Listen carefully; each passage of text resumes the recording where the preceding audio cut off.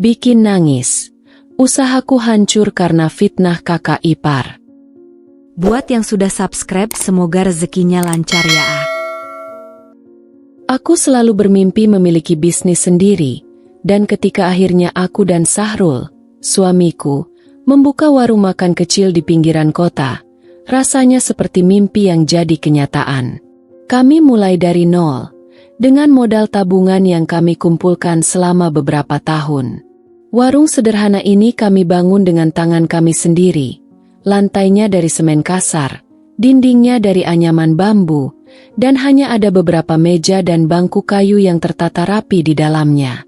Namun, di balik kesederhanaan itu, kami memiliki satu rahasia, resep ayam goreng spesial yang aku pelajari dari ibuku. Sayang, ayam goreng buatan kamu ini pasti bakal bikin pelanggan balik lagi dan lagi, kata Sahrul suatu malam, ketika kami sedang memasak untuk persiapan buka besok. Aku tersenyum, menatap wajan yang penuh dengan ayam goreng keemasan yang renyah di luar dan lembut di dalam. Hari demi hari, warung kami semakin ramai. Pelanggan datang tidak hanya dari lingkungan sekitar, tetapi juga dari luar kota. Hidangan andalan kami, ayam goreng, menjadi sangat populer. Kelezatannya yang khas, dengan bumbu rempah-rempah rahasia dan teknik memasak yang tepat, membuat orang-orang rela antri panjang. Kadang-kadang, aku harus bekerja ekstra keras untuk memenuhi permintaan yang semakin meningkat. Namun, melihat wajah puas pelanggan dan pujian yang mereka berikan membuat semua lelah terbayar. Mas Sahrul, ini luar biasa. Lihat betapa ramainya warung kita sekarang, kataku dengan semangat sambil melihat deretan pelanggan yang mengisi semua kursi di warung. Sahrul mengangguk sambil tersenyum. Iya, aku juga nggak nyangka secepat ini kita bisa punya pelanggan sebanyak ini. Kita harus bersyukur. Namun, di balik kebahagiaan kami, ada sesuatu yang perlahan mulai terasa ganjil. Robi, kakak Sahrul, juga memiliki warung makan di dekat sini. Namun, bisnisnya tidak berkembang sebaik milik kami. Warung Robi terletak di gang yang lebih sempit, dan menu yang ia tawarkan tidak memiliki daya tarik sebesar ayam goreng yang kami jual. Aku selalu berusaha menjaga hubungan baik dengan Robi, karena dia adalah keluarga, tetapi akhir-akhir ini sikapnya mulai berubah. Setiap kali Robi datang berkunjung ke warung kami, ada sedikit aura ketidaknyamanan yang kurasakan. Ia masih bersikap ramah, bahkan terkadang memuji kami, tapi pandangannya sering terasa berbeda, seolah ada perasaan iri yang sulit disembunyikan. Di satu kesempatan, saat warung kami sedang penuh, Robi datang dengan membawa senyumnya yang biasa. Tapi kali ini, aku merasa ada sesuatu yang ganjil dalam sikapnya. Wah, ramai sekali warung kalian ini, ucap Robi sambil menatap sekeliling dengan ekspresi yang sulit ditebak. Ayam goreng buatanmu memang hebat, Dek. Gak heran kalau semua orang kesini. Aku mengangguk, berusaha menjaga senyum di wajahku. Iya, alhamdulillah, Bang. Ini juga berkat doanya Abang, jawabku sopan.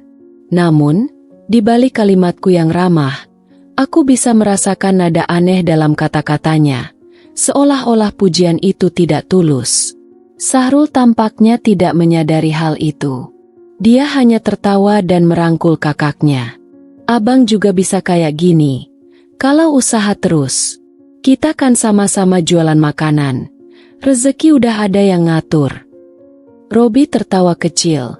Namun aku merasa ada sedikit kekesalan yang dia sembunyikan. Iya, ya, semoga saja. Setelah itu, dia pamit pulang. Namun hatiku tidak bisa tenang. Ada yang mengganjal, meski aku tak tahu apa. Waktu berlalu, dan usaha kami semakin melesat. Namun, di saat kami menikmati kesuksesan, aku mulai menyadari bahwa Robi semakin jarang datang ke warung. Jika dulu dia sering mampir untuk sekadar menyapa atau berbincang, kini kehadirannya menjadi langka. Bahkan ketika ada acara keluarga, Ia lebih sering menghindar atau pergi lebih awal. Sahrul tidak terlalu mempermasalahkan hal itu. Mungkin karena sibuk dengan perkembangan warung kami yang terus meningkat. "Bang Robi, kenapa ya akhir-akhir ini jarang kesini?" tanyaku suatu malam saat kami sedang membereskan warung. Sahrul mengangkat bahu, sambil melipat kain lap yang biasa dipakai membersihkan meja. "Mungkin dia sibuk di warungnya sendiri. Biarin aja. Yang penting kita jalanin bisnis kita dengan baik." Aku ingin percaya bahwa semuanya baik-baik saja, tapi perasaan aneh itu tetap ada. Entah kenapa, aku merasa bahwa ada sesuatu yang salah. Dan benar saja, firasatku mulai terbukti ketika satu demi satu kejadian aneh terjadi, yang pada akhirnya membuat kebahagiaan kami perlahan pudar. Pagi itu, aku merasa ada yang berbeda di warung. Biasanya, dari jam 8 pagi, pelanggan sudah mulai berdatangan, antri untuk menikmati sarapan ayam goreng kami. Namun, kali ini, suasana terasa sepi. Aku mengintip keluar warung, berharap melihat deretan motor dan mobil pelanggan yang biasa memenuhi parkiran. Tapi yang kulihat hanyalah jalanan yang lengang. "Kenapa sepi, ya?" gumamku, merasa aneh. Sahrul, yang sedang menata bumbu di dapur, mendekatiku. Dia juga terlihat heran. "Mungkin orang-orang lagi sibuk, atau ada acara di tempat lain," ujarnya mencoba menenangkan, meski aku bisa melihat kekhawatiran di wajahnya. Tapi ini bukanlah kesibukan biasa. 1 jam berlalu, dan warung kami yang biasanya penuh masih tampak kosong. Hanya 1-2 pelanggan datang, itu pun hanya membeli dalam jumlah kecil. Perasaanku semakin tidak enak. Menjelang siang, seorang pelanggan setia, Bu Ratna, datang. Biasanya, ia membeli ayam goreng dalam jumlah besar untuk keluarganya. Namun hari ini, ia hanya memesan 1 bungkus. Ketika aku menyerahkan pesanannya, ia menatapku dengan ragu. "Bu Ratna, kau pesan sedikit? Biasanya kan beli untuk sekeluarga," tanyaku mencoba ramah. Wajah Bu Ratna tampak canggung, seolah-olah ingin mengatakan sesuatu tapi ragu. Setelah beberapa detik hening, akhirnya dia berbicara pelan. "Maaf ya, Mbah, saya cuma beli 1 hari ini. Soalnya, kemarin saya dengar gosip yang gak enak tentang warung ini." Dadaku langsung berdebar. "Gosip apa, Bu?" Bu Ratna tampak gelisah. Katanya, ayam yang dipakai di sini ayam tiren. Seakan disambar petir. Aku terdiam. "Apa? Ayam tiren?" tanyaku, setengah tak percaya. "Iya, saya nggak percaya. Tapi banyak yang ngomong. Makanya warung ini jadi sepi. Saya cuma kasih tahu, biar Mbak tahu juga. Hati-hati, ya." Bu Ratna bergegas pergi setelah mengatakan itu, meninggalkanku dalam kebingungan dan ketakutan. Aku masuk ke dapur dengan langkah berat, menemui Sahrul yang sedang memotong ayam. "Mas, ada gosip beredar tentang warung kita," kataku dengan suara serak. Sahrul berhenti bekerja, menatapku dengan serius. "Gosip apa?" Katanya kita pakai ayam tiren. Sahrul terdiam sejenak, seakan tidak percaya dengan apa yang baru saja ia dengar. "Ayam tiren? Itu kan ayam yang mati sebelum disembelih. Kita nggak pernah pakai ayam kayak gitu." Aku mengangguk, mencoba menenangkan diri. "Iya, aku tahu. Tapi entah kenapa, gosip ini sudah menyebar. Lihat aja, hari ini warung kita sepi banget." Sahrul memukul meja dengan kesal. "Ini pasti ada yang sengaja nyebarin fitnah. Siapa yang berani-beraninya ngelakuin ini ke kita?" Kebingungan dan kemarahan memenuhi pikiran kami. Kami tahu bahwa kami selalu membeli ayam segar dari pemasok terpercaya. Bahkan, Sahrul sering memeriksa sendiri ke tempat penyembelihan ayam untuk memastikan semuanya sesuai dengan standar halal dan kebersihan. Namun, fitnah ini sudah terlanjur menyebar, dan pelanggan kami mulai ragu. Hari-hari berikutnya, suasana warung kami semakin suram. Pelanggan yang biasanya selalu mampir kini memilih warung lain. Beberapa bahkan sengaja menghindar ketika melewati warung kami, seolah-olah takut terlibat dalam masalah yang tidak ada buktinya. Kami berusaha tetap tegar, tapi dampaknya sudah terlalu besar. Kita harus lakukan sesuatu, Mas. Kita nggak bisa diam aja sementara fitnah ini terus menyebar, kataku di satu malam, setelah warung tutup dengan hasil yang sangat mengecewakan. Hanya ada sedikit uang masuk, padahal biasanya warung kami ramai dari pagi sampai malam. Aku tahu, Sahrul menghela napas panjang. Tapi kita harus cari tahu dulu siapa yang nyebarin fitnah ini. Kami mencoba berbagai cara untuk mengklarifikasi. Sahrul menghubungi beberapa pelanggan setia kami, berusaha meyakinkan mereka bahwa rumor itu tidak benar. Dia bahkan meminta pemasok ayam untuk membantu menjelaskan bahwa kami selalu membeli ayam segar dan sehat. Namun, meski beberapa pelanggan percaya, banyak yang masih ragu. Dalam usaha kecil seperti ini, sekali muncul rumor buruk, dampaknya bisa sangat fatal. Suatu hari, saat aku sedang membersihkan meja, Pak Rahmat, salah satu tetangga kami, datang. Wajahnya penuh keraguan, tapi ia terlihat ingin menyampaikan sesuatu. Mbak Tias, Mas Sahrul, saya cuma mau kasih tahu, saya dengar dari orang-orang, katanya ada yang melihat ayam-ayam mati dibawa ke sini tengah malam. Saya nggak percaya, tapi gosip itu makin besar, ucapnya dengan hati-hati. Aku dan Sahrul saling pandang, terkejut dan marah sekaligus. Siapa yang bilang begitu, Pak? Tanyaku. Warga sekitar sini juga. Tapi kalau dipikir-pikir, aneh juga. Mereka bilang katanya ayam-ayam itu dibawa pakai truk kecil. Tapi selama ini saya nggak pernah lihat truk masuk ke sini malam-malam. Aku langsung tahu bahwa ini fitnah yang disengaja. Pak Rahmat, kami nggak pernah pakai ayam mati. Ini semua bohong. Pak Rahmat mengangguk pelan. Saya percaya sama kalian. Tapi ini bukan sekadar gosip kecil. Orang-orang mulai percaya. Dan kalian harus cepat-cepat selesaikan ini sebelum terlambat. Setelah Pak Rahmat pergi, aku merasa hancur. Bagaimana mungkin ada yang tega menyebarkan rumor sekejam ini? Dan kenapa harus kami yang jadi korban? Malam itu, aku dan Sahrul duduk bersama di dapur, memikirkan langkah berikutnya. Kami tahu, usaha kami terancam. Dan lebih buruk lagi, kami semakin yakin bahwa ini bukanlah sekadar gosip yang muncul begitu saja. Ada seseorang di balik semua ini. Seseorang yang ingin menjatuhkan kami. Malam itu, aku duduk bersama Sahrul di depan warung yang sepi. Sambil memegang segelas teh hangat, aku menatap ke jalan yang biasanya ramai oleh pelanggan yang hilir mudik, tapi sekarang hanya sunyi. Tidak ada lagi suara riuh pelanggan. Tidak ada aroma lezat ayam goreng yang biasanya menggugah selera orang-orang di sekitar. Mas Sahrul, kenapa bisa begini? Siapa yang tega menyebarkan fitnah seperti ini? Tanyaku pelan, suaraku gemetar. Sahrul menunduk, tampak berpikir keras.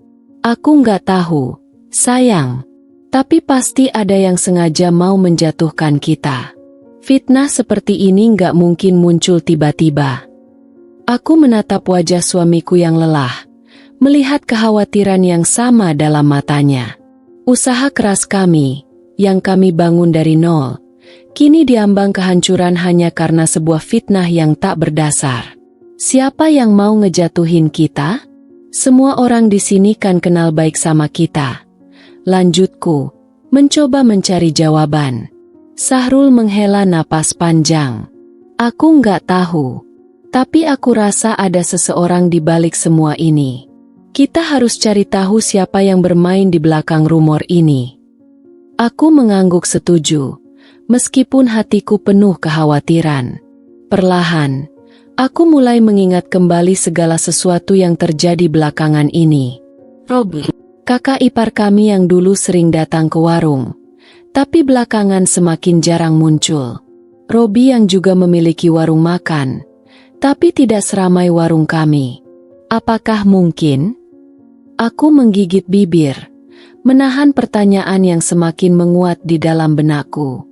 Tapi aku tidak berani menuduh tanpa bukti. Mungkinkah Robi, kakak Sahrul sendiri, yang menyebarkan fitnah ini? Jika benar, maka ini lebih dari sekadar persaingan bisnis. Ini adalah pengkhianatan yang sangat kejam. Malam semakin larut, tapi pikiranku tidak bisa tenang. Fitnah ini sudah membuat segalanya menjadi berantakan, dan aku tahu kami harus segera mencari jalan keluar sebelum semuanya terlambat. Pagi itu, suasana warung masih lengang seperti hari-hari sebelumnya. Pelanggan yang dulu setia datang tiap pagi, kini hanya tampak lewat di depan tanpa berhenti. Sahrul sedang sibuk membersihkan meja yang sudah jarang disentuh pelanggan, sementara aku memotong sayur di dapur dengan pikiran yang terus berkecamuk. Di balik perasaanku yang campur aduk, satu hal terus menggema dalam kepalaku. Robi, kakak ipar yang selalu datang dengan senyum ramah, tetapi entah mengapa akhir-akhir ini terlihat berbeda. Sejak rumor soal ayam tiren mulai menyebar, Robi lebih sering muncul di warung kami. Namun, yang tadinya kunjungan penuh keakraban, kini beralih menjadi momen yang dipenuhi nada-nada mengejek dan komentar yang membuat hatiku tak nyaman. Ayam kalian hari ini kayaknya kurang segar. Tuh, makanya sekarang warungnya sepi? Hati-hati, nanti pelanggan kabur, ujar Robi suatu pagi sambil tertawa kecil. Meskipun ia mengatakannya dengan nada bercanda, ada sesuatu dalam intonasinya yang membuat dadaku sesak. Sahrul, yang selalu berpikir positif tentang kakaknya, hanya menanggapi dengan senyum kecut. Ah, Bang, bercandanya jangan begitu dong. Gak enak didengar kalau ada pelanggan lain yang dengar. Tapi Robi hanya mengangkat bahu sambil menyisir rambutnya ke belakang. Sebuah gestur yang sering kulihat ketika dia merasa puas dengan dirinya sendiri. Santai aja, Sahrul. Aku cuma kasih saran. Lagian, sekarang persaingan warung makin ketat. Kualitas makanan harus tetap dijaga. Setelah Robi pergi, aku menatap Sahrul dengan perasaan tak menentu. Kamu nggak ngerasa aneh, Mas? Bang Robi sering banget ngomong kayak gitu akhir-akhir ini. Sahrul menghela napas, lalu melirik ke arah pintu warung yang baru saja ditinggalkan Robi. Aku tahu, sayang, tapi dia kan kakakku. Mungkin dia cuma khawatir. Tapi aku tidak bisa menepis firasat buruk yang terus menghantuiku. Mungkin Sahrul ingin mempercayai kakaknya. Tapi aku tidak bisa begitu saja menutup mata terhadap perubahan sikap Robi. Semakin hari, semakin banyak hal yang membuatku curiga. Seminggu kemudian, kami mulai mendengar sesuatu yang lebih aneh. Beberapa pelanggan lama yang jarang terlihat mulai mampir ke warung, bukan untuk membeli, tapi hanya sekadar mengobrol dan memperingatkan. Maaf ya, Mbak Tias, saya suka sama makanan di sini. Tapi ada yang ngomong kalau ayamnya nggak sehat. Makanya saya jadi ragu buat beli lagi. Ujar salah satu pelanggan setia, Pak Giman, yang biasanya membeli nasi ayam goreng untuk keluarganya. Kali ini, aku tidak bisa lagi menahan rasa curiga yang semakin menumpuk. Setiap kali pelanggan seperti Pak Giman datang dengan peringatan yang sama, aku jadi teringat Robi. Beberapa kali aku melihatnya berdiri di luar warung, berbisik-bisik dengan orang-orang yang lewat. Setiap kali itu terjadi, keesokan harinya rumor tentang warung kami semakin kencang. Suatu sore, ketika warung sedang sepi, aku memperhatikan dari jendela. Di seberang jalan, tepat di depan warung, Aku melihat ROVB berdiri dengan seorang pelanggan kami yang cukup sering mampir ke sini sebelum rumor ayam tiren itu menyebar. Robi tampak berbicara dengan orang tersebut, dan dari gerak-geriknya, tampak seperti sedang membujuk atau meyakinkan sesuatu. Mereka berbicara dengan tenang, tetapi pandangan mataku terus terpaku pada cara Robi melirik ke arah warung kami sesekali, seolah memastikan tidak ada yang memperhatikannya. Hatiku semakin sakit. Aku tidak bisa lagi berpura-pura tidak melihat apa yang sedang terjadi.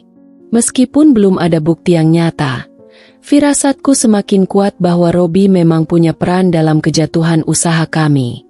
Mas, aku lihat Bang Robi lagi ngobrol sama pelanggan kita di depan warungnya tadi, kataku saat Sahrul duduk di meja makan setelah warung tutup. Ngobrol soal apa? Tanya Sahrul tanpa menatapku, sibuk memeriksa buku catatan pengeluaran yang semakin menipis. Nggak tahu persis. Tapi ini udah kesekian kalinya aku lihat dia bisik-bisik sama orang di luar warung kita. Pelanggan-pelanggan kita yang dulu setia datang ke sini sekarang malah ke warungnya Bang Robi. Kamu nggak lihat ada yang aneh? Sahrul menghentikan kegiatannya dan mengangkat kepala, menatapku dengan wajah yang terlihat lelah. Mungkin mereka cuma penasaran sama warung Bang Robi. Kamu tahu kan, dia juga butuh pelanggan. Aku menggeleng, tak bisa menahan perasaan yang berkecamuk. Mas, kamu tahu sendiri, kita selalu menjaga kualitas ayam kita. Tapi sejak Bang Robi mulai sering datang ke sini, mulai banyak rumor buruk tentang kita. Dan sekarang, pelanggan kita malah pindah ke warung dia. Sahrul terdiam. Aku tahu suamiku masih ingin mempercayai kakaknya, tapi situasinya semakin tak bisa diabaikan. Apa kamu benar-benar nggak lihat, Mas? Bang Robi mungkin yang ada di balik semua ini. Mungkin dia yang nyebarin fitnah tentang kita pakai ayam tiren. Sahrul menggeleng lemah. Jangan suzon dulu, sayang. Bang Robi mungkin sedikit aneh akhir-akhir ini, tapi nggak mungkin dia sampai tega begitu. Namun, saat aku menatap mata Sahrul, aku bisa melihat keraguan di dalamnya. Meskipun suamiku masih berusaha membela kakaknya, dia juga tidak bisa memungkiri bahwa banyak hal aneh yang terjadi belakangan ini.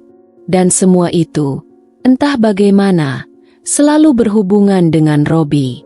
Dalam beberapa minggu ke depan, keadaan semakin memburuk. Warung kami semakin sepi, sementara warung Robi justru semakin ramai. Para pelanggan yang dulu datang ke tempat kami, kini lebih memilih ayam goreng di warung Robi, meskipun rasanya jauh berbeda dari milik kami. Kamu lihat kan, Mas? Pelanggan kita pindah ke warung Bang Robi, kataku suatu malam, setelah seharian hanya ada beberapa pelanggan yang mampir. Sahrul duduk diam di kursi, matanya kosong menatap lantai. Aku nggak tahu lagi, sayang. Aku bingung. Ini semua nggak masuk akal.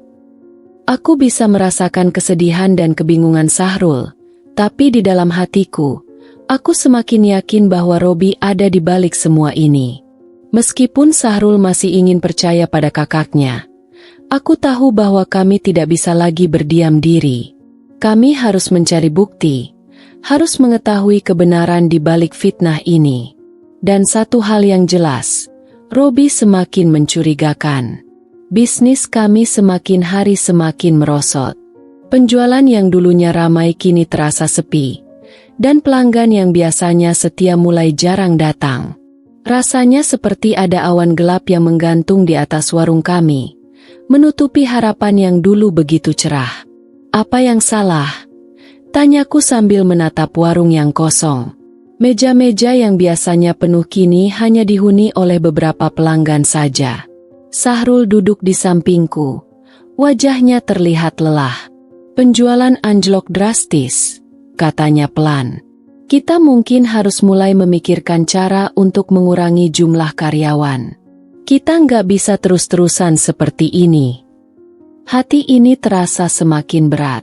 Kami sudah bekerja keras membangun bisnis ini dari nol, dan sekarang semua terasa runtuh di depan mata. Karyawan yang selama ini membantu kami terpaksa kami kurangi, demi mempertahankan warung agar tetap bertahan. Di sisi lain, warung Robi justru semakin ramai. Setiap kali melewati tempatnya, aku bisa melihat antrian panjang dan tawa pelanggan yang puas. Ada sesuatu yang tidak beres. Ini pasti ada hubungannya dengan rumor ayam tiren itu, gumamku. Sahrul mengangguk, meski ragu. Tapi kita nggak punya bukti. Siapa yang menyebarkan rumor itu? Kecurigaan terus mengusik pikiran kami. Meskipun belum ada bukti yang kuat, kami semakin yakin bahwa ada seseorang di balik semua ini. Seseorang yang sengaja ingin menghancurkan kami. Tapi siapa? Di saat kami masih berusaha mencari jawaban, beban finansial semakin menekan, dan masa depan. Hari-hari berlalu dengan perasaan hampa di hatiku. Warung kami yang dulu ramai kini sepi seperti kuburan. Pelanggan-pelanggan yang setia berhenti datang. Seolah-olah rumor ayam tiren itu menjadi kutukan bagi bisnis kami. Namun, ada beberapa yang masih berani datang. Mereka yang sudah lama menjadi pelanggan dan tahu betul bahwa kami selalu jujur. Bu, saya dengar rumor ini dari seseorang yang dekat dengan keluarga Sahrul, kata salah satu pelanggan setia suatu sore. Wajahnya penuh kekhawatiran. Hati-hati saja, ya. Hatiku berdegup. Dugaan yang selama ini aku pendam mulai terasa semakin nyata. Aku mengucapkan terima kasih dan mencoba bersikap biasa saja di depan Sahrul. Meski di dalam hati, aku sudah semakin yakin bahwa Robi pasti ada hubungannya dengan fitnah ini. Namun, Sahrul tetap mempertahankan harapannya terhadap Robi. Dia kakakku, dia nggak mungkin ngelakuin hal seperti itu, katanya sambil menatapku. Aku harus tetap percaya sama dia. Aku hanya bisa mengangguk. Meskipun di hatiku, perasaan curiga semakin kuat. Malam itu, setelah kami selesai menutup warung, aku dan Sahrul duduk bersama di meja makan, merancang strategi untuk mengembalikan reputasi warung kami. Kami sepakat untuk menawarkan diskon besar-besaran, mempromosikan hidangan kami di media sosial, dan memperkuat hubungan dengan pelanggan setia. Ini adalah pertarungan besar untuk menjaga bisnis yang sudah kami bangun dengan susah payah. Namun, ada sesuatu yang aneh. Di saat warung kami mulai berjuang untuk bangkit, tiba-tiba muncul laporan dari beberapa pelanggan warung Robi. Mereka mengeluhkan bahwa ayam goreng di sana terasa aneh dan sedikit berbau. Apa mungkin? Aku menatap Sahrul, berharap dia mengerti maksudku. Sahrul menghela napas panjang, masih belum sepenuhnya yakin. Kita nggak boleh langsung menuduh. Tapi ini jelas nggak beres. Kabar mulai tersebar tentang kualitas ayam di warung Robi. Warga mulai berbisik-bisik, meskipun Robi terus bersikap tenang dan yakin bahwa tidak ada yang salah dengan dagangannya. Dari kejauhan, aku memperhatikan bagaimana Robi berbisik kepada beberapa pelanggan di luar warung kami. Sesekali, aku menangkap tatapan yang penuh keyakinan bahwa dia sudah memenangkan pertempuran ini. Dia makin arogan, kataku pada Sahrul suatu malam. Kita harus bertindak sebelum semuanya terlambat. Sahrul mengangguk pelan, meskipun masih ada keraguan di matanya. Aku tidak bisa lagi menahan rasa penasaran dan kecurigaan. Aku memutuskan untuk melakukan penyelidikan diam-diam.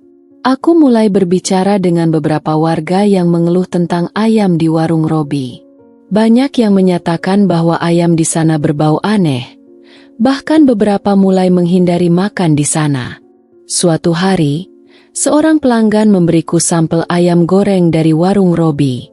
Tanpa sepengetahuan Sahrul, aku membawanya ke seorang teman yang bekerja di laboratorium kesehatan. Aku ingin memastikan apakah dugaan kami benar. Ketika hasilnya keluar, duniaku seakan terbalik.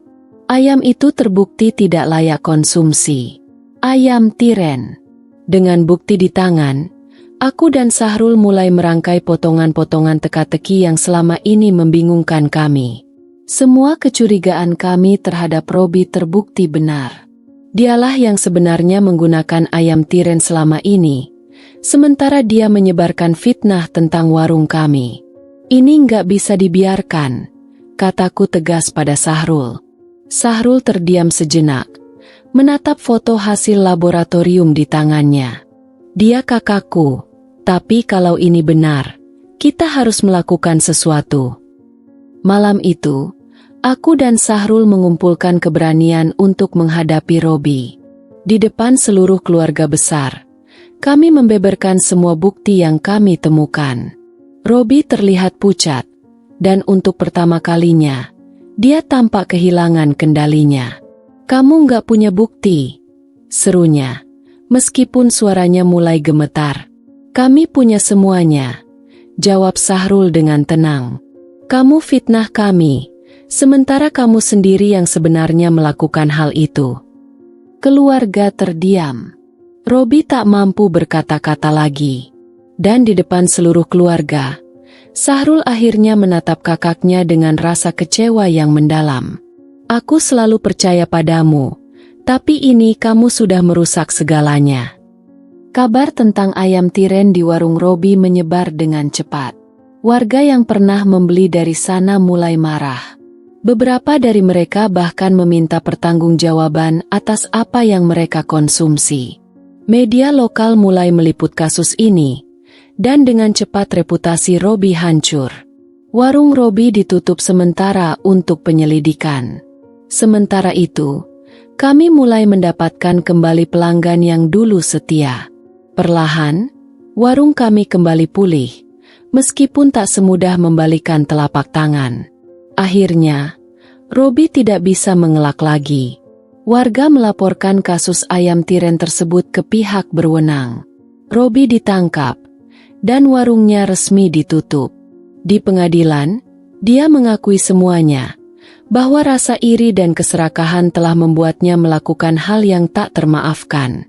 "Aku hanya ingin seberhasil kalian," katanya dalam sidang. Tapi kata-katanya terdengar kosong. Dia dijatuhi hukuman denda besar dan kehilangan semua yang telah dia bangun. Sahrul, meskipun sakit hati, tidak bisa lagi melihat Robi sebagai kakak yang dia kenal. Setelah kebenaran terungkap, kami bekerja keras untuk memulihkan nama baik warung kami. Kami mengadakan promosi besar-besaran, menawarkan diskon, dan menyebarkan berita bahwa kami tidak pernah menggunakan ayam tiren. Perlahan-lahan, kepercayaan pelanggan mulai kembali. Namun, luka akibat pengkhianatan Robi tidak mudah disembuhkan. Sahrul masih merasakan rasa sakit yang mendalam, tetapi dia tahu bahwa hidup harus terus berjalan. Dari semua yang telah terjadi, kami belajar banyak. Kesuksesan bukan hanya tentang kerja keras, tetapi juga tentang bagaimana kita menjaga hubungan dengan orang-orang di sekitar kita. Meskipun Robi sudah tidak lagi dalam hidup kami belajar untuk memaafkan diri kami sendiri dan melanjutkan hidup tanpa dendam. Hubungan kami sebagai suami istri menjadi lebih kuat, dan kami tahu bahwa kami bisa menghadapi apapun asalkan kami tetap bersama.